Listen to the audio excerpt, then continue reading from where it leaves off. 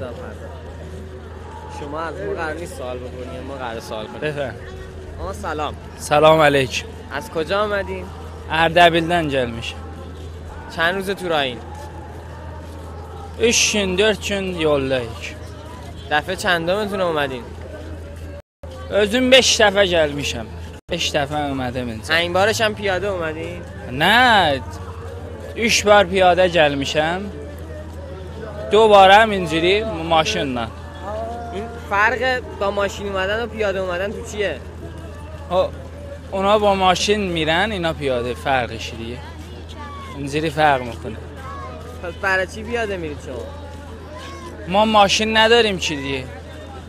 ماشین نداریم، ما اینجوری گفتیم که اخیالا همینجوری پیاده بریم. تو این پیاده روی خاطره خوبی، چیز خوبی هم دیدید تا حالا؟ خاطرانه چی ندیدم ولی آدم زیاد دیدم، ولی خاطرانه من اصلا اینجا ندیدم. شبکه سیدن دی پخش edəcəklər gecə. عربی صحبت می‌کنه فارسی؟ فارسdırlar. فارسی؟ بله فارسdırlar. از کجا چی اومدی؟ ما اردبیل‌دن. من از خرمشهر اومدم. خب شکر. خانه داری؟ خدا. خدا. بله.